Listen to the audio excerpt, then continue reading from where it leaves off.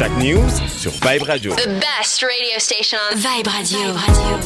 Vibe Radio téeméer ak ñaar yu tomb ñett dibéer fukki fan ak benn sulet 2021 seen émission Hashtag News ay bés bu nekk rek ñu ciy dalal gan tey ji wax naa leen ko Mamadou Lamine Dianté di rek coordonnateur mouvement pour la citoyenneté et l'engagement ànd nawle moom la ñuy dalal waaye bés bu nekk it wala ay bés bu nekk rek rédaction bi dañuy seet benn ci boo xamante daal gisees nañ ni warees nañ ci mën a waxtaan ñu gis nag boobaak léegi ay temps mi ngi dem ñu gis ni yenn ci ay kuréel yoo xamante ni ay membres yu nekk ci opposition bi daanaka rek ñu ngi leen samp saa su ne bu ñuy jël misaal front de résistance nationale FRN wala boog mouvement pour la défense et la démocratie MDD bari na nag yooyu rek lañ ci dégg nga maam daal di tudd bu ñenn ñi xalaatee ni nag loolee mën na indi ak féewaloo ci biir li nga xam ne moo di opposition bi ci biir kujje gi Abdoulaye Mbow politique nag moom am na neen noo xamante ni noonu la ko gisee ñu teewlu ko ci téléphone bi ak Mouhamadou Fatou Ba.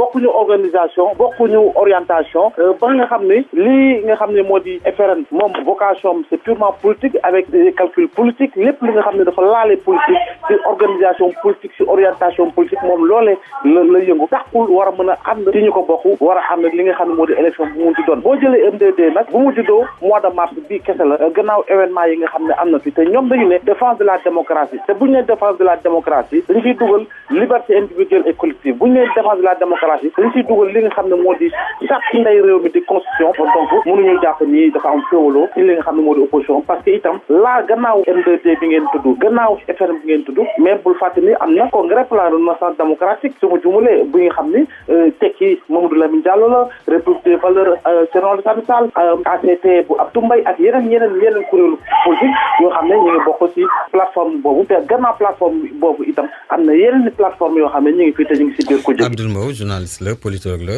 Mamadou Lamine Dianté déglu nga ko nan nga déggee li nga xamante ni moom la wax tax yéen a bokk gis-gis. waaw Ablaye dama koy nuyu parce que c'est quelqu'un boo xam ne dañuy suivre ay analyses am yu muy def sur le plan politique c'est un analyste politique très respecté mais am na ci yoo xam ne d'accord ma ci ak moom parce que man dama bokk ci conférence des leaders du Front démocratique et social de résistance nationale. Donc Front de résistance nationale daanaka diminutif la boo xam ne journaliste yee ko indi mais bi ñu koy sos Front démocratique et social de résistance nationale la tudd. mooy FRN. FRN mais FDSRN la. Front démocratique et social de résistance nationale. Donc dafa am ay partis politiques yu ci bokk dafa am ay mouvements citoyens yu ci bokk dafa am ay citoyens tout court yoo xam ne bokk nañ ci mais mu fës ci langue bi. man ci wàllu boobu moo tax ma bokk ci conférence des leaders du Front de résistance nationale donc du affaire politique rek la ñuy def donc yéen a ngi fàttali bi coow li amoon à Thiès ci wàllu ndongo yi. ba ñu am ci ñoo xam ne dañ ci amoon ay gaañu Front de résistance nationale demoon na foofu nemmeeku nit ñi liggéey ak ñoom fexe ba am ci ñoo xam ne bi ñu gaañoo nguur gi évacuer leen pour dem faj leen. donc loolu. ci bilan Front de résistance nationale la léegi nag c'est vrai que fu am ay partis politiques yoo xam ne dañoo bokk ci kujje gi dañuy yaakaar ne affaire politique rek la ñuy def donc de sorte que tey jii d'ailleurs pour wane ne ñoom ak waa MDD ñoo bokk pas-pas moo tax tey jii ñu ngi fexe pour créer lu ñuy tuddee cadre unitaire boo xam ne day regrouper force yooyu moo xam CRD bu muy wax CRD bi nga xam ne à part LD Debout ñu ci bokk yëpp Front démocratique et social de résistance nationale lañ bokk M2D également am na ci ñu bëri ñoo xam ne bokk nañu ci Front de résistance nationale dem bokkaat ci M2D moo tax nag ñu ne léegi nañu fexe ba ñëpp ñu nekk benn dànq ñu yëkkatendoo di tegandoo. man xàmmeetuma Mamadou Lamine Dianté lii lépp yaa ko wax ci politique. waaw mais xam nga politique ak syndicalisme daanaka. voie de pair. voilà. mu di sunu gan mais est-ce que bu ñu continuer nii muy demee xam nga yow noonu nga ko comprendre yow en tant qu'acteur analyse politique bi wax na mais le Sénégalais lambda mi gis ni ñi ngi naan sax M2D mel na ni Ousmane Sonko am na lum ci kii ba mën na taxaatle M2D ak yeneen ci ay kuréel ak yooyu Sénégalais bi nga xamante ni noonu lay gisee. est-ce que yaakaar leen duñ dem ba ñoom sax dootuñu leen mën a gëm ni bon trop de comme ni ñu waxee rek trop de démocratie tue la démocratie trop de kuréel de nangam sangam yooyu est-ce que du dem ba askan wi maanaam dootuñu leen bàyyi xel sax quoi. oui xam nga MDD mun nañu à tort ou à raison lëkkale ko ak Ousmane Sonko wala parti Ousmane Sonko. parce que en réalité ñi fa fës ñan lañu moom mooy ñoom Cheikh Tidiane Dièye. waay ñoom soxna si Sant Fall. Blondin. non Blondin. Blondin voilà ak am na benn femme bu Sant Fall. Fatana Yacine. Yacine Fall. bon en fait ñoom ñoo ci gën a fës benn ñaareel bi moom mooy que ni M2D ci événement mars bi. ci la juddoo ci la soxla ko. te événement mars bi dafa bokk ak problème mu Ousmane Sonko bi mu amoon ak justice bi. mais bu ñu fàtte ne Ousmane Sonko dafa bokkoon ci benn coalition bu muy dem élection présidentielle. donc ñu àndoon ak moom ci coalition boobu mun na nekk ñoo xam ne bokkuñu ci parti politique Ousmane Sonko. mais xëy na dañoo àndoon ak moom. te àndandoo bi également dafay am ay sentiments yu muy jur suñu diggante de sorte que tey jii bu ñu gisee Ousmane Sonko nekk ci ay jafe-jafe yooyu ñoom ñu méngale ko ak problème démocratie wala problème justice bu am ci réew mi ñoom ñu fexe samp seen kuréel. am ñoo xam ne bokk nañ ci Front de Résistance Nationale comme ni ma ko waxee ñu dem fekki leen foofu et pourtant il n'avait pas soutenu la coalition de la candidature de Ousmane Sonko. donc nit ñi facilement ñoo xam ne seen analyse voilà ils sont pas avertis wala seen analyse c'est un peu superficielle dañuy yaakaar ne kuréel boo xam ne Ousmane Sonko lay jàppale wala kuréel boo xam ne Ousmane Sonko moo ko mais man dama jàpp ne ñi fa nekk ñu mel ni waa Y'en a marre.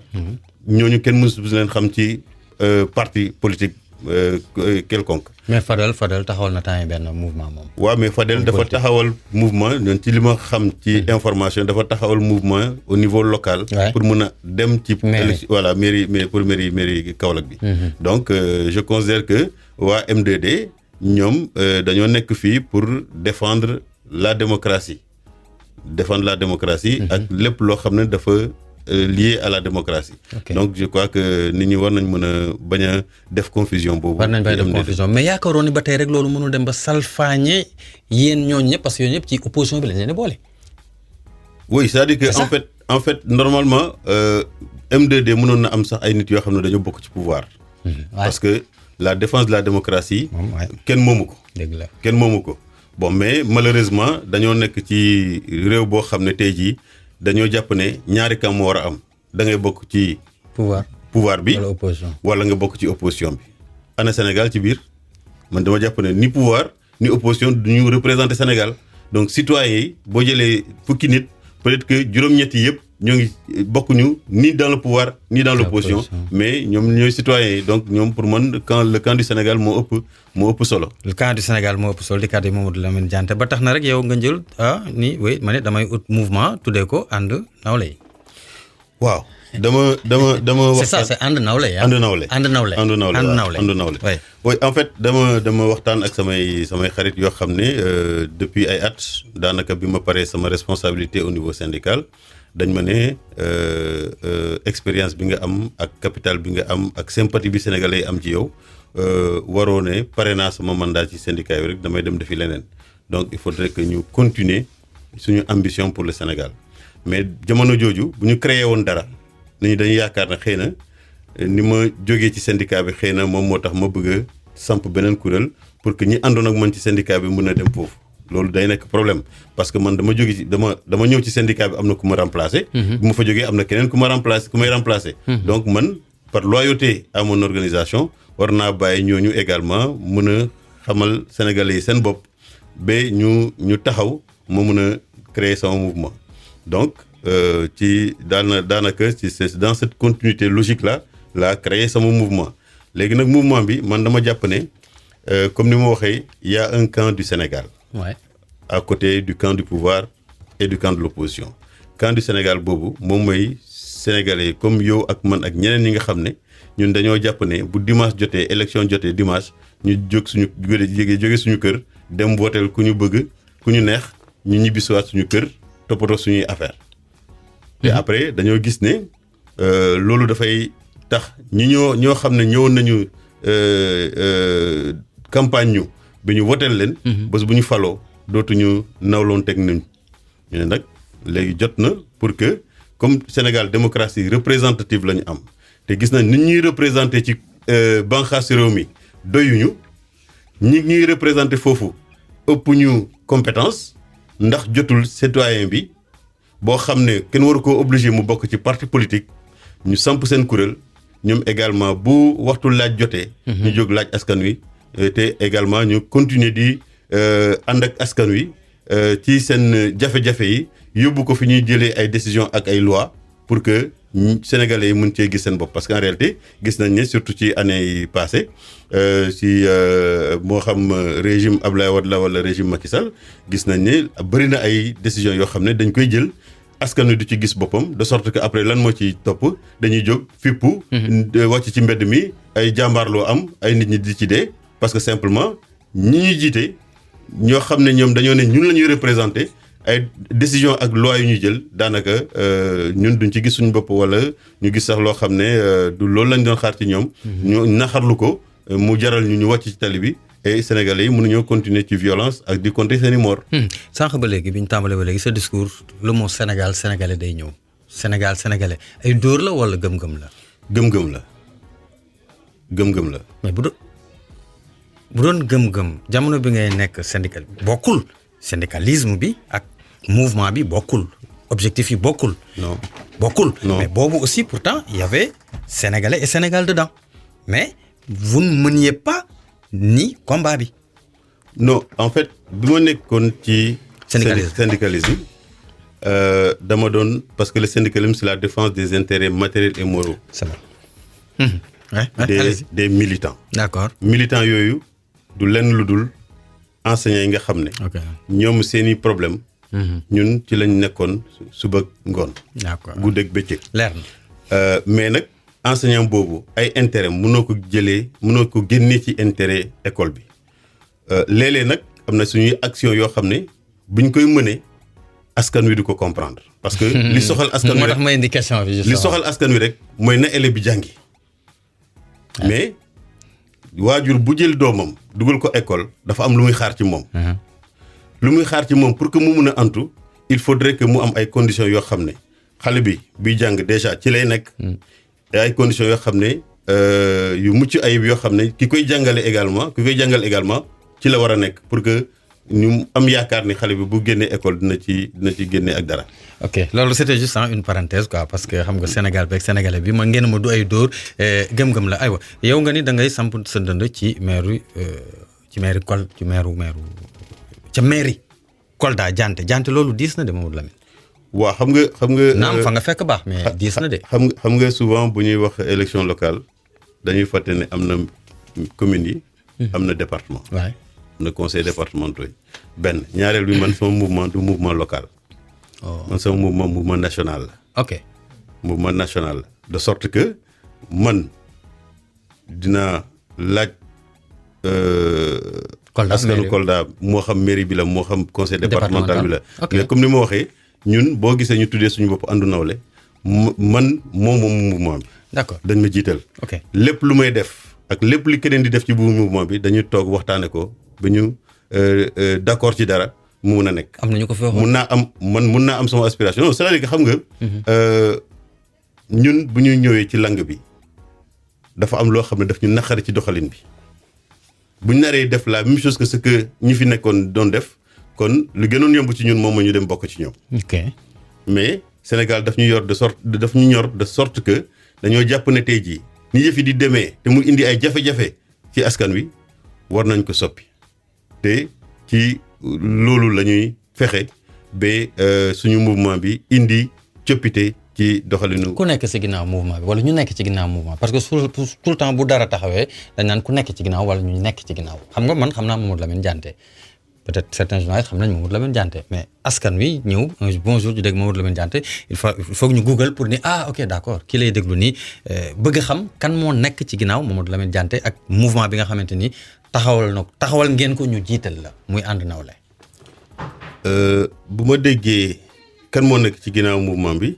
dafa mel ni sénégalais yi mun nañ jàpp ne képp ku yëkkati dara rek marionnette nga man duma marionnette kenn li ma mën a wax mooy man li tubaab di wooyee je ne fais pas le deuil de mon passé. dafa am jaar-jaar boo xam ne fa laa jaar ci fan yëpp nag sama mouvement bi tey ñi ci ëpp bokk ay liggéeykat ñi lañu parce que dañoo jàpp ne liggéeykat yi tey jii ñoo yore koom-koom réew mi.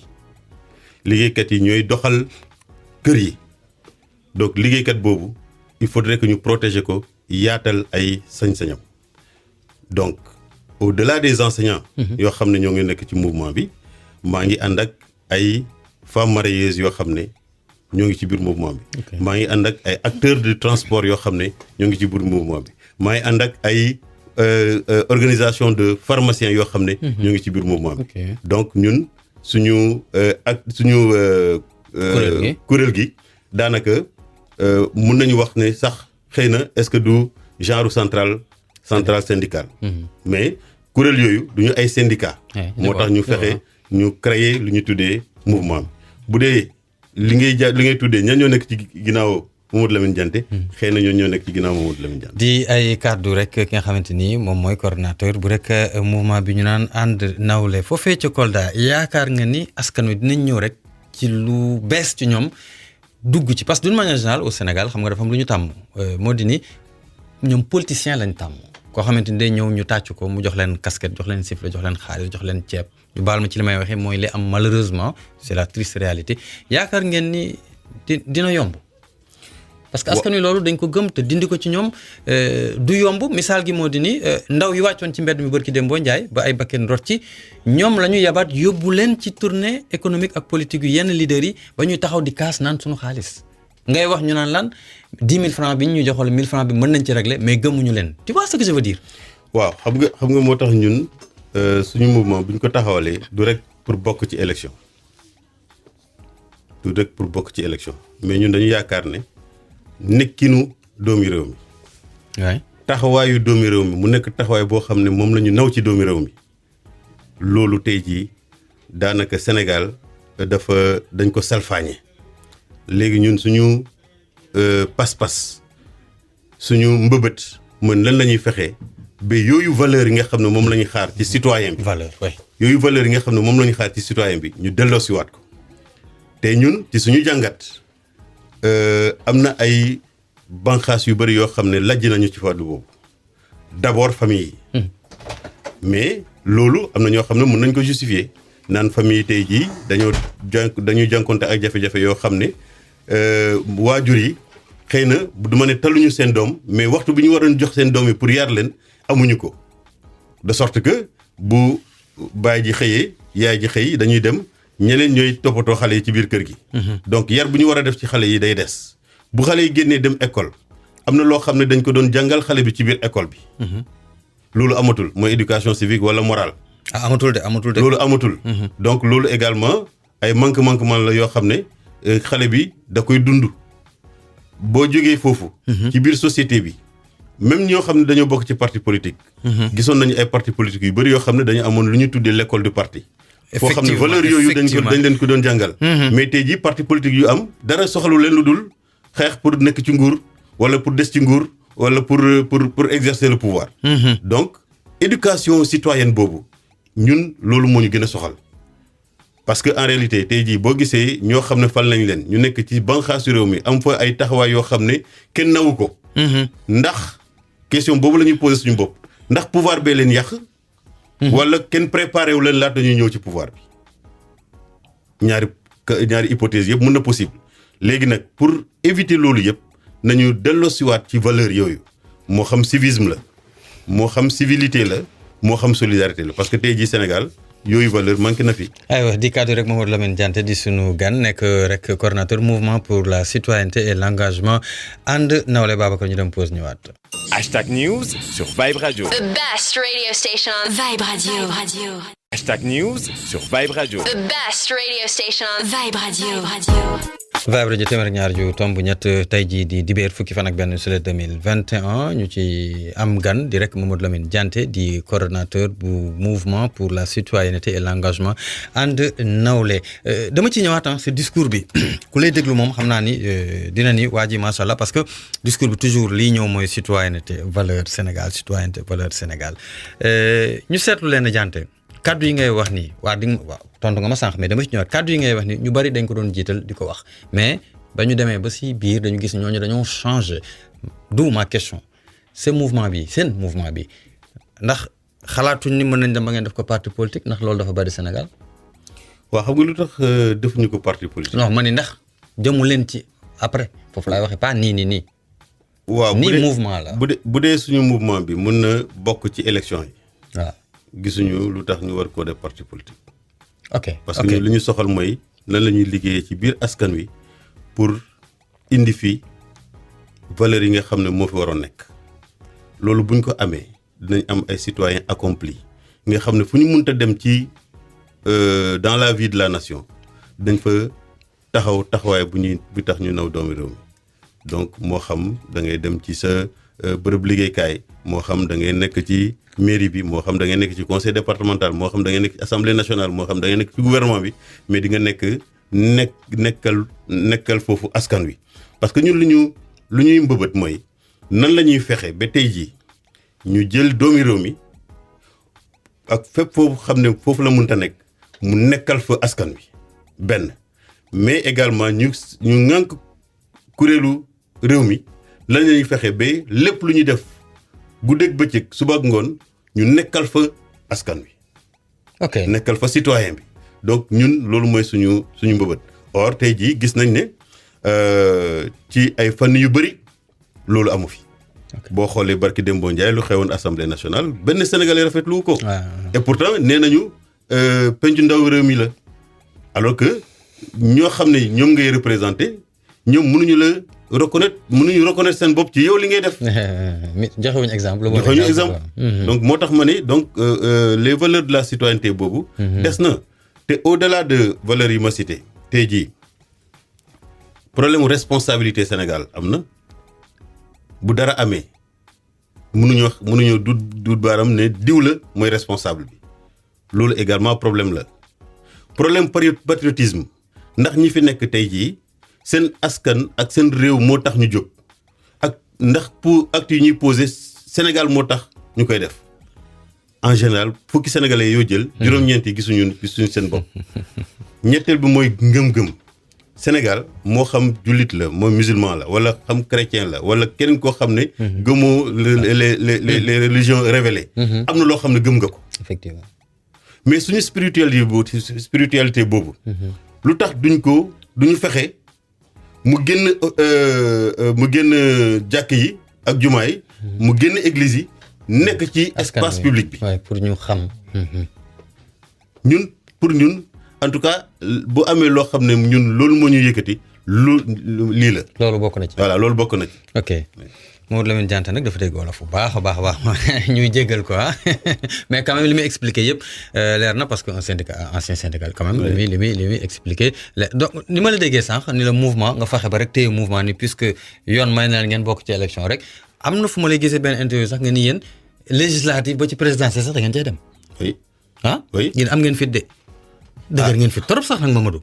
lu tax nga wax ko. yéen local yi mi ngi nii jàllagul xamoo ndax gars yi sax dinañ leen gëm caution taxaw nee naa Sénégal yi li ñu gëm mooy ku leen jox li ñu gëm ba wan ñu ko nii mooy xaalis casquette ceeb diwlin loolu la ñu gëm yéen ngeen bëgg indi ay valeur ay citoyen te ay Sénégal gu baax a nangam sangam nii rek nga ne da ngeen dem après local yi législative ak présidentielle dina diis de. mais ñiy voté. waaye en général du ñoo gis ñoo xam ne ñoom ngay gis ñuy topp leader yi ñiy voté ñoo ngi ci biir kër yi. ñuy voté ñoo ngi déglu Vibe Radio ñuy voté ñoo ngi seetaan télé ñuy voté ñoo ngi ci internet bi ñoom xam nañ lu ñu bëggal Sénégal. donc ñun ñooñu la ñuy waxal mais du tere également ñoo xam ne tey jii ñoo ngi leen di manipuler di leen instrumentaliser comme ni nga waxee ñu mën a wax ak ñoom ñu gën a xam seen bopp parce que li tax ñuy def lii. c'est parce que loolu lañ leen gëmloo ne noonu la ñu war a def. te warul demee noonu. donc ñun ñëpp la ñuy waxal ba tax na ñun dañoo jàpp ne booy wax doo wax ak sénégalais yi da ngay wax ak sénégalais bi. comme ça moom dina ci gis boppam. sénégalais bi ku nekk da ngay sentir ne ñun bu ñuy wax yow la ñuy waxal. donc il faudrait que ñu changer paradigme yi au Sénégal pour que ñu mën a xam ne lépp loo yëkkati tey askan wi mu war a tax nga yëkkati ko. lépp lu yëkkati tey doomi réew mi moo tax nga war koo yëkkati. aywa ba léegi rek seen émission caution bi nag xalaat ngeen ci am local yi 10 millions la ñu wax de. waaw biñ koy waxtaanee bokkuñ ci woon. oui. parce que en réalité loolu faay la. munoo ne da ngay yaatal élection yi. ay mouvement yi war cee bokk mais parti politique seq waxtaan bi décider loo xam ne xëy na bu mu may ñëwee dinañ ci am jafe-jafe. ah 10 millions day ko am jafe-jafe 10 millions kat nag bul dem ci laan gi nag. waaw mais xam nga justement lépp warul tegu ci xaalis. dëgg la loolu mooy indi corruption. tey jii sénégalais yi bu ñuy voté li ci ëpp bokk du ñu xool programme yoo xam ne moom nga indi. du ñu xam programme boo xam ne moom nga indi mais dañuy gis koo xam ne moo ëpp xaalis bu muy tuur ci askan wi moom la ñuy woteel mais kenn du laaj boppam fan la xaalis bi jógee. xëy na xaalis bu ñu lay jox bu dee ñaar dërëm la yow yaa moom fukki dërëm yi mais ñu jël ci sa xaalis. jox la ñaar dërëm nga yaakaar ne yow sa xaalis la ñuy jël voilà naxee la ko te ki la ko jox nga yaakaar ne ku baax la alors que en réalité sa xaalis la delloo. maanaam dafa baax ci doole jàmbur. voilà ci sa doole la baax voilà donc loolu également bokk na ci suñu pas-pas. il faudrait que ñu renforcer l'éveil des consciences citoyennes. ok parce que loolu des na comme ni ma waxee am na loo xam ne am na ñoo xam ne ñoom ñoo ko waroon def am na ay banqaas yoo xam ne ñoom ñoo ko waroon def. defuñu ko de sorte que boo amee sa doom yaroo ko. boo amee yenn jikko yi ci mbedd mi mënoo ko teg kenn ku dul sa responsabilité. waaw bu ñuy topp li nga xamante ni noonu la askan wi di gisee saa su ne xam nga dañ ni de syndicalisme à politique comme si nit ñi dañu waxoon dëgg ni syndicaliste du yow rek mais d'une manière générale ñu ci bari dañuy def bruit pour am tour pour nit ñi xam leen fa ñuy mujjee mooy politique. sa cas mi ngi nii bien que mouvement citoyen ngeen mais xam nga fi Sénégal boo nee dugg nga ci politique bi rek on te taxe de politicien loolu la ñuy wax beneen exemple bi nga xamante ni moom laay joxe tuuti rek du ma ci génn parce que da ko def nit ñi gis ko muy ton ami et collègue Dame Mbodj tu vois donc moom mu ñëw yow bi nga fi nekk grand cadre ñëpp xamoon nañ bruit bi nga pas bruit quoi ni nga doon liggéey macha allah def nga ko ba ñëpp xam la ci àdduna ba président dafa la ragaloon comme ni nga koy waxee comme ni ñu ragaloon Dame Mbodj bu waxee ak sawru noonu lañ la ragale woon léegi nit ñi ni ndax du yéen foofu bu ngeen ci nekkee yoon la rek pour après ngeen taxaw la ci mouvement politique wala ngeen taxawal parti politique dafa mel ni loolu am na nii de. waaw mais man mun naa waxal sama bopp li tax ma mën a waxal sama bopp mooy que ni am na ñu bëri nekkoon nañu fi ay syndicalistes. mais déggaatoo leen. waay xëy na man yàlla daf ma nattu bi ma nekkee foofu mu ànd ak coow loo xam ne comme ni ngay waxee. sénégalais yu bëri xam nañ ma. mais sénégalais xamuñu ma rek ni na damay yëkkati coow rek moo tax ñu xam ma xëy na am na taxawaay am na posture am na comportement yoo xam ne gisoon nañ ko ci man ba tax na nee naa la man boo gisee ma toog at yi yëpp daf ma. créé ma kuréel. retrait quoi.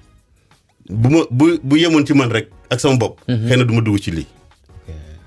mais maa ngi continuer di dox ci dëkk bi. parce que yàlla dimbali na ma bi ma paree sama responsabilité Sénégal fii amoo fi sens interdit. donc damay dox. comme ni ñi di doxee. léeg-léeg damay doxee tànk du ma jël oto du ma jël taxi du ma dugg sama oto. damay doxee tànk. donc may dajeeg nit ñi. nit ñi dañ may interpeller waaye léegi yow looy def Sénégal soxla na la. donc xëy na dafa am ay résultats yoo xam ne gis naa ko fi bi mu tax nit ñi am yaakaar ci man ne dama war a bokk ci lang bi.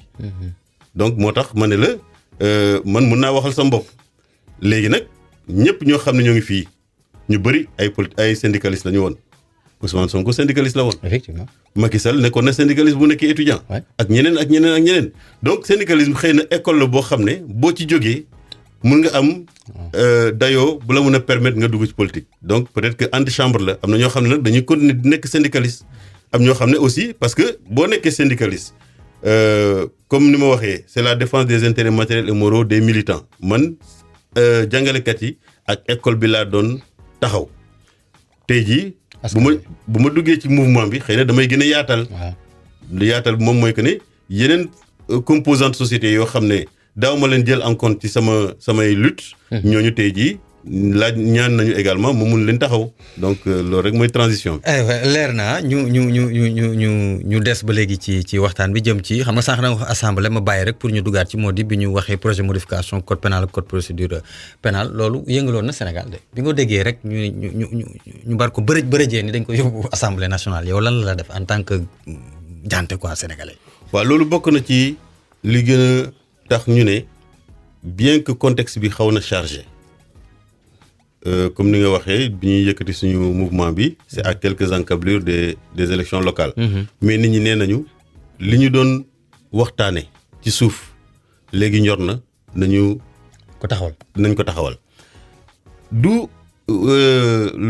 loi sur le modifiant le code de procédure pénale le code pénal rek de mais depuis ci parrainage wala même avant même donc li indi woon 23 juin et tout ça là parce que dañoo gis ne ñi ñuy jiite nawloo ñu askan wi bu dee askan wi moo leen taxoon jóg dafa am ay loi yoo xam ne laata nga ko yóbbu assemblée nationale da nga ko war a waxtaan ak askan wi ñu mun cee gis seen bopp dañu war a éviter chaque fois bu ñu yëkkatee benn affaire askan wi jóg naan dafay fippu ñu wàcc ci tali bi jaamaarloo am ay reyante am loolu dañ ko war a éviter code de procédure pénale li fi nekkoon comme ni ñu koy waxee en 2007 lan moo fi war a tax ñu changer ba indi ci ay actes terroristes di ko qualifier yenn actes yi alors que amoon na ay sanctions yoo xam ne ki defoon fee yooyu amoon na ay sanctions yoo xam ne pour ñun doy na.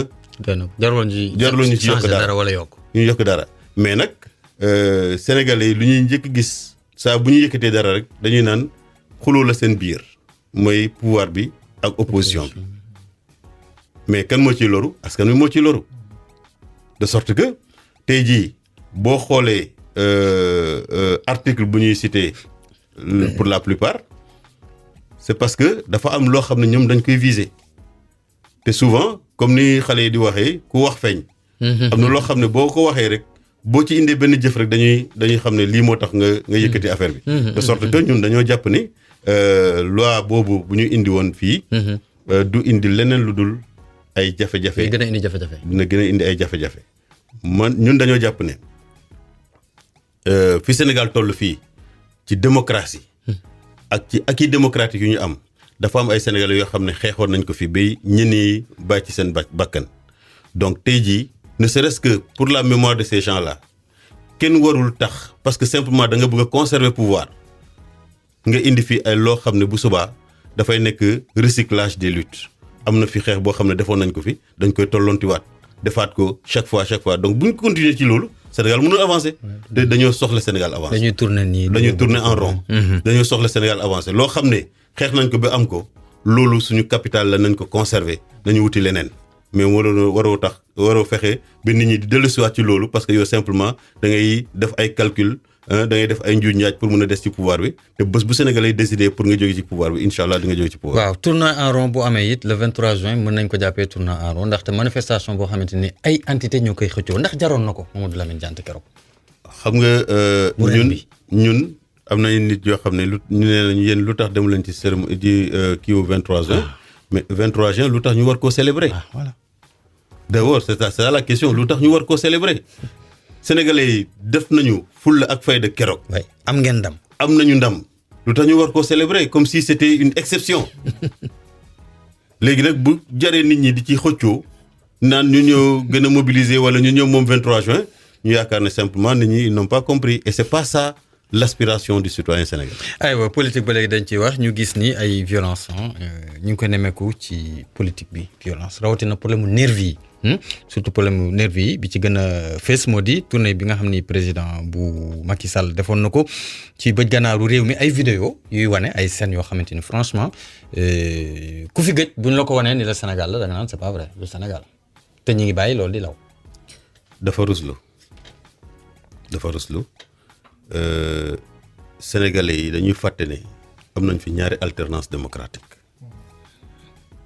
loolu buñ ko capitaliser wul cela veut dire que respecté wuñu Sénégalais yi mun nañu comprendre jamono ji nga xam ne Abdoulaye da doon xeex ñu koy tëj ñu muy génn muy et cetera parti socialiste nekkoon fii ngànk nguur gi bañ ko lâché mais nit ñi xeex nañu xëy na boobu temps mënoon nañu comprendre l'existence des nervis ba 2000 ñëw li kenn mënu doon yaakaar Sénégal ne carte mën na fi jëlee président de la République mën na fi jëlee régime ñu jëlee ko fi en 2000 loolu dafa waroon nekk une avancée boo xam ne dañ ko war a capitaliser au Sénégal loolu doyul 2012 ñëw ak li Abdoulaye doon représenter Sénégal yépp ñu dem élection ñu daaneel ko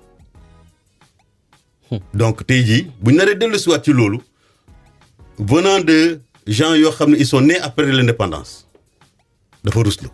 xeex aussi ci M23 ci mouvement 23 juin ba en plus. waaw di xëccoo célébration 23 juin donc dafa ruslu donc il faudrait que nit ñi xam ne Sénégal duñu dëkk boo xam ne dañoo nekkal suñu bopp à part dañoo bokk Afrique bokk ci monde bi moo bokk ci àdduna bi te doomi Sénégal foo dem ci àdduna bi fekk nga leen foofu donc il faudrait que ñu xalaat ñooñu mën a am ay comportement yoo xam ne nit ñi àdduna bi dinañu naw mais tey jii am na ay comportement yoo xam ne te ci li ci ëpp ci politiciens yi lay génn. effectivement lay jógee donc dafa ruslu. Diante moom du politicien ba tey rek mu di seen émission Hashtag News tey jii dibéer fukki fan ak benn juillet 2021 Mamadou Lamine Diante lañ ci dalal coordonnateur mouvement pour la citoyenneté et l'engagement ànd nawle ñu waxee leneen ñu gis ni bi nga nekkatule coordonnateur grand cadre ba léegi daanaka sax ñi la xamul wala boog ñi la daan dégg dañu gisoon ne sànq xaw nga ko expliquer xaw nga ko juntu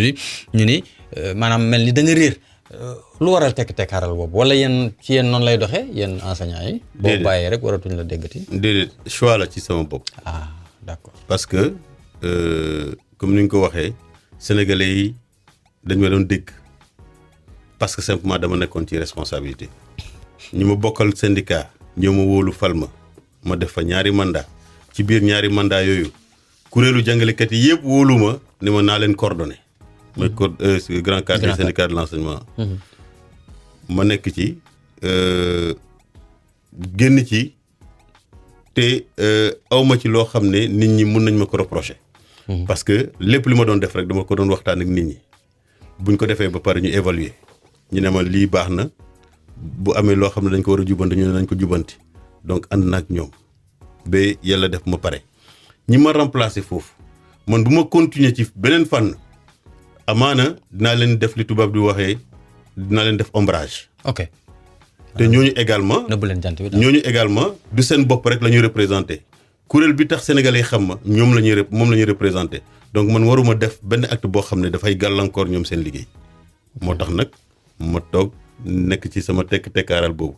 mais nag daaw ma tëdd di nelaw rek di yeewu di kii. mais dama nekkaatoon ci leneen parce que aussi liggéeykat la. effectivement. vous êtes professeur en SVT. en sciences de la vie et de la terre. voilà. mais également maay doon yokk sama xam-xam. ci wàllu science de l'éducation. pour nekk aujourd'hui loolu permettre ma tey. ñu nommé ma ci. Commission nationale des sciences de la vie et de la terre. Machallah. Donc maa ngi continuer également di yokk xam-xam. honneur la pour le Sénégal. waaw voilà honneur pour le Sénégal mu ngi leen jàtte aywa macha allah aywa ñu gis ni ba léegi rek grand cadre nekkoon na fii léegi ñu gis ni boobu ba léegi bi nga fi jógee léegi au lieu que syndicats yi di gën a daj di gën a def ni benno mais dañu gis ni dañu gën di yàkkaliku G20 G7 bari nañu bari ku fi ñëw Sawru Daam Ablaye Ndoye ku fi ñëw dama naa leen mais pourquoi mënu leen benno au lieu que ñu benno ñuy xeex problème de représentativité syndicale mais est-ce que loolu jante pour man quoi bi nga fi jógee xaw na yàgg tuuti noonu loolu di dox ba léegi yaakaaroon nag jot na pour ñoom au moins bien que ñi ngi gagné ñi ngi seen xeex ku ci nekk yaa ngi dem mais est-ce que jotul nag pour ñu def benn pour gën a mën a gagné. waaw keroog bi ñuy lancé mouvement bi am na samay naataango yu ñëwoon foofu ne ma bi nga jógee fii ak léegi ñu ngi tasaaroo léegi ñu ñaan ma jox sama bopp benn mission moom mooy nan lay fexe ba ñu fédéré leen macha allah jël naa ci engagement nag ne dinaa ci dox dinaa ci def sama kem kattan ñaan yàlla rek ñu may waxal également ñu mun ma dégg mais li tax lii am il faudrait que ñu xool tuuti ci rétroviseur bi xam nga nguur boo nekkee ak moom saa boo amee doole rek dafay xool nan lay fexe ba néewal la doole yéen a ngi rappelé ci grand cadre bi demoon nañu ba mu nekkoon benn genre monstre boo xam ne. non xamoon na effectivement. lan lañ njëkk def dañoo gis ay nit ci ñun jéem ñoo féewale ñu ne woy grand cadre bi tas na. loolu doyu leen depuis plus de 10 ans ñoo leen doon topp ne leen bëri na ay syndicats yoo xam ne ñu ngi suñu biir ay ministres sax ñoo leen di créer wala ay partis politiques ñoo leen di créer tey jii boo la xoolee représenté wu ñu lu bëri. fexe leen ba xam kan moo mën a wax ci turu jàngalekat yi ñu ne nañ ci organiser ay élections de représentativité ñu dégguwuñu CNDS bu fi nekkoon. di profiter di nuyu bu baax a baax di ziar président Youssoupha Wade ñu am ay séminaires yu bëri yoo xam ne defoon nañ ko Saly pour def ay jël ay résolution naan nañuy organiser ay élections de représentativité. nguur gi dégguwuñu parce que instant boobu yaakaarul ne dafa yaakaaroon ne xëy na bu ñu ko defoon dafay dooleel syndicat yi mais nag boo laajee nit ki lii ci njëkk ak teraanga pour que ngeen mun cee dem pour intérêt Sénégal pour intérêt école bi déggu la ñu ne neen la ñu ne léegi ku nguur gi deful loolu nan la ñuy fexe ñun ba boole suñu doole parce que boobu temps amoon na CUS amoon na CUSEMS amoon na yeneen kuréel mais nan la ñuy fexe ba créer cadre boo xam ne moom mooy regrouper ñëpp ñu ànd nekk benn di yëkkateendoo di tegandoo loolu moo indi grand cadre parce que amoon na ay cadres yu bëri léegi nañuy fexe ba regrouper leen mu nekk grand cadre des syndicats de l'enseignement au début dañu yaakaaroon c'était un mirage mais biñ demee bi ci biir xam ne lii lu am la ñu jëm ko tas mënul nekk fekk déjà seen enseignants yi amoon nañu identité boo xam ne moom lañ doon gisee seen bopp ñuy gis ne léegi bon xëy na man à ce moment là bu ma naree dem ça va être du pain béni pour eux mais après ñu ne léegi ñii li ñu doon wax nañu créer benn élection yooyu amoon na ay problèmes yu bëree bëri. ba léegi ñu teg ci seen tànk parce que bëri na ay syndicats yoo xam ne ñaar wala ñetti syndicats génn dem élection avec le même récépissé c'est déjà un problème. Ouais. Ensuite ñu dem ci élection yi génnee seen résultat amul recours amul dara. N'est-ce pas parce que li leen intéressé woon mooy nan la ñuy fexe ba diviser mouvement pour mieux régner. nit ñi ñaar ñett wala juróom-ñaar yéen a nekk représenté. fanweer yi ci des kenn représenté wuñu kenn. donc loolu day indi problème. Effectivement te élection boo ci génnee normalement da ngay évaluer. 10% dans le moyen secondaire mënoo ko méngale ak 10% dans l'élémentaire parce que am na ay syndicats yoo xam ne ci élémentaire la ñu compétir li ñu am ci nombre de voix moo ëpp ay syndicats yoo xam ne dañu nekkoon ci moyen secondaire wala ñu nekk ci inspecteurs yi. li ñu am ci voix bi moo gën a néew pourtant bu ñu compter am nañ 10% loolu ay problème la léegi nag kii nga xam ne am na un certain nombre d'enseignants yu nekk ci moom bu ñu boolee seen doole ñooñu bu ñu demee grève day gàllankoor njàngale mi donc mais stratégie gouvernement bi mooy nan la ñuy fexe ba séparer nit ñi léegi nag finalement les gens se regardent en chien de faïence. buñ ne léegi dañuy woo ñi ci des pour ñu ñëw waxtaan ñoo ne bu ñu ñëwee ñun duñu ci dugg mais loolu parce que ils sont tombés dans le piège de l'État. te boobu ba léegi enseignant boo gis mu ne la boobu ba léegi ñun amuñu ay acquis yoo xam ne moom mën nañ ci teg suñu loxo tu vois. école bi xëy na dal na pendant ces quelques années avec la pandémie mais li nekk ci biir école bi ay jafe-jafe kese la donc il faudrait que aujourd'hui gaa ngi daas voilà donc il faudrait que aujourd'hui sa ancien camarade ñi ngi daas non je sais parfaitement parce que rentrée bi bu nguur gi deful dara damay ragal ne rentrée bi dootul am voilà donc loolu ñun suñu cër mooy tey jii mun naa ci waxtaan ak samay mag yoo xam ne ñu ngi fi di Mamadou Diop Castro di Mamadou Diouf naa dem ci ñoom waxtaan ak ñoom ñu xool nan la ñuy fexe pour que ñu mën a réunir nos camarades ñu mën a nekkaat benn pour l'intérêt supérieur de l'école. Pour l'intérêt supérieur de l'école aussi leneen bokk na ci mu di CFEE entrée en sixième génne nañ ci jamono yi rek mu des ñu bac ak it brevet ñu dugg ci nawet bi tolluwul nag foo xamante ni Mamadou Lamine Diante yéen nit ñi maanaam ay ministre sax yi nga xamante ni ñi ngi ci nguur gi yéen mën ngeen leen a gën a comprendre système bi parce que yéen ay jàngalekat ngeen tu dëgg ay jàngal ci ngeen leen tàggatee ci ngeen leen léppee yéen leen gën a xam mbir yi nu mu demee jotul pour ñu toog xalaataat suñu calendrier scolaire nag. waaw wax dëgg parce que ren li am mooy li tubaab di tuddee pilotage à vue.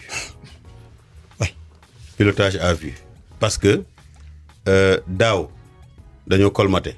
bu baax ñu sauver année bi. mi ngi fi lacune yaa ngi ci élèves yi. waaw kenn xamul dara ñu sauver année bi. ñu baal ma ci kàddu gi. oui non loolu mooy dëgg ren dafa waroon nekk une année de rattrapage waroon nekk une année normale année de rattrapage boobu nag da nga koy planifier mais boo xoolee.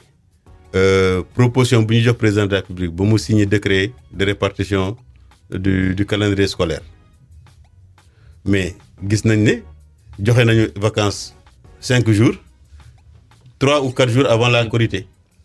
wax nañ ko fii wax nañ ko fii. donc tëñëx moo bëri ci doxalinu ministère éducation tey mais loolu yëpp bokk na ci loo xam ne moo tax ñun ñu créer suñu mouvement. parce que dañoo jàpp ne mérite dañ ko war a ériger en mode de gouvernance Macky Sall bi nekk fi tey mënul xam sénégalais bu ko votel ak sénégalais bu ko votelul mënul falu ba pare naan man ñi bokk ci man rek lay fal. ana yeneen sénégalais yoo xam ne bokkuñu APR bokkuñu Benno Bokk Yaakaar pourtant wooteel nañ ko ñooñu dañoo am cër ci réew mi mënuñoo imposer nit ñi ne boo bëggee nekk ci responsabilité da ngay ñëw bokk sama parti politique du yoon. am na sénégalais yoo xam ne bëgguñoo bokk ci benn parti politique mais bu ñu amee seen i compétence bu ñu amee seen mérite nañ leen jox ay responsabilité mais tey jii bëri na ay gouvernement bi ay ministres yoo xam ne. Vraiment cabinet sax waruñu ko diriger. li yàlla xam doy na te loolu du mën maa koy wax sénégalais seen bopp. ñoo koy wax lu ni fàng kenn du ko jeex. voilà lu ni fàng kenn du ko jeex. lu tax ñu fal leen parce que simplement dañoo bokk ci gouvernement bi. dañu bokk ci parti bi. dañu bokk ci parti bi bu ñu bokkee ci parti ku bokkul ci parti bi yaa xam compétence yoo mën a indi sénégalais yi mais duñ la fal loolu du yoon. loolu di yoon sama kàddu mujj Babacar nee na ma daanaka mbir mi yéeme na recrutement 5000 enseignants yi ndax mën na régler gap bi c'est combien encore 25000 ou 35000. 35000 mais xam nga li tax ñu lajj ci war fànn boobu ñu dañoo jàpp ne président bi mu koy wax dafa bëggoon wutal ndaw yi xëy parce que loolu la mooy programme am wutal ndaw ñi xëy mooy ñoo xam ne xëyuñu ñu mën a am xëy mais boo xoolee ci 35 xam nga lu tax ba léegi publier ñu résultat yi parce que dañoo jël ñi nekk ci privé bi dugal leen ci système public bi. encore colmaté. donc xale yi nga xam ne ñoom ñoo doon wut xëy dañuy continuer di wut xëy parce que. taf yëngal wax ko Kanté taf yëngal ak bañ a waxtaan ak nit ñi. mooy taf yëngal bi. oui taf yëngal parce que boo waxtaanoo ak acteurs yi mënoon lañ la jox ay solutions yoo xam ne li tax mbir mi jóg nañ doon am résultat mais tey jii d'ailleurs ñoom dañu ne woon. dañuy def recrutement dañuy def présélection pour 7000. 7000. après ñu ñëw wàññi 2000 yi pour ñu mën a am 5000 yi. lu tax ñu def présélection 10 000 parce que critère bu ñu teg moom mooy diplôme professionnel. diplôme professionnel nit ñaa ngi koy am dem ci privé bi parce que am na ñoo xam ne defoon nañ seen concours et seen formation am seen diplôme état bi jëlu leen ñu dem ci privé yi bi ñu leen léegi diplôme professionnel yu génnee seen diplôme professionnel ñu ëpp 7000 moo tax ñu def ko léegi 10 000. donc amul benn ndaw boo xam ne muy doon wut liggéey amul liggéey. da ngay viré non amul kenn ku ciy bokk ci 5000 yi ñi amoon seen diplôme doon xaar nguur gi recruter wu leen daanaka c'est la justice qui est faite ñooñu la ñuy recruter ren donc xale yi nga xam ne ñu ngi doon wut liggéey parce que bu ñu defoon concours. ñooñu mënoon nañu réussir mais defuñu ko donc li tax mbir mi jóg. Du méngoo ak résultat bu ñuy am. du méngoo ak résultat donc privé bi la ñuy dégarnir xëy na ñoom privé bi après ñoom ñooy jëlaat ñoo xam ne ñoom ñoo waroon jël bokk ci 5000 yi la ñuy jëlaat du ñu am diplôme du ñu am formation ñu jàngal xale yi. te gëstu yi ma def enseignant buy chômé ci nguurug Macky Sall la. waaw. amu fi woon. déedéet. da nga daan pare ñu même ak Ablaye Wade xawoon na métti mais am na nu mu leen. defoon ba ñu liggéey non Ablaye Wade bi dafa ñëwoon sax. voilà fekk Abdou Diouf. En 97 parce que ñun année boobu la ñu génn. ñu ne ku génn école normale amoo garantie ne dañuy recruter. ba suñu gars yi nga xam ne desoon nañu sur le carreau mëne woon grève de la faim Abdoulaye bu ñëwee 2000 la def recrutement universel. merci boobu ba léegi nag enseignant bu am sa diplôme dañ la doon recruter mais nag malheureusement. bi Macky Sall ñëwee non dañ koy Macky Sall ñëwee ba léegi Macky Sall ñëwee voilà loolu amul. gab bi ne nga may c'est 35000. 35000 donc déwén day yokku. ainsi de suite voilà on parle de 5000 enseignants. xam nga Macky Sall bu mu ñëwee fii par ne la rationalisation des effectifs donc cela veut dire que nanguloon recruter nit ñi donc loolu moo tax tey jii bu nee dafay créer programme xëyu ndaw yi. je ne pense pas que dina am temps pour rattraper yàqu-yàqu yi nga xam ne defoon na ko. waxtu wi jeex na Mamadou Lamine Diante di coordonnateur mouvement pour la citoyenneté et l'engagement ànd nawle yi maa ngi lay jaajëfal sa kàddu bu mujj. waaw c'est le président du mouvement pour une citoyenneté engagée ànd nawle donc di rafetlu invitation bi di ñaax sénégalais yi ñu xam ne ñun procuration bi ñu doon jox homme politique yi après une fois que ñu fal leen ñu def lu leen neex loolu dafa war a dakk dañu war a gën a fexe tey jii bokk fekkee fu ñuy nasee ki nocci fu ñuy jëlee décisions yi ak lois yi parce que bu ñu ko fekkeewul dañuy jël ay décisions ak ay lois yoo xam ne après ay gàllankoor kese lay nekk ci askan wi donc Sénégal politiciens professionnels yi moomuñu ko parce que ñun dañoo jàpp ne laata ngay def politique da nga war a am benn métier boo xam ne fan lañ lay ràññee. ñu xam ne yow am nga xëy te bés bu ñu bés bu ñu la follee également di nga mën a dellu nga dem def sa liggéey mais dañoo gis ne tey jii ay professionnels politiciens ñoo fi nekk ñoom ñooy ŋànk nguur gi ñoom ñooy yore alalu réew mi te askan wi di leen xool comme si ñoom ñooñu ëpp dignité te ñun ñëpp ay nawle lañu donc moo tax ñu tuddee suñu bopp ànd nawle. aywa mu doon rek président bu mouvement pour la citoyenneté et l'engagement ànd nawle c'est ça. merci pour rectificatif bi. seen émission hashtag news la Mamadou Fall Babacar Kane doo leen ko dégtal incha allah ay bés bi ñu dëgmal dinañ fi ñëwaat ak beneen gan gannaaw Vibe Radio seen application bi ñu teew nañ ñu leen di ànd ak ñun Facebook Twitter Instagram suñu chaîne YouTube te it jàpp leen ni mën ngeen ñu déglu ci bouquet canal 7 numéro 500 canal plus numéro 557.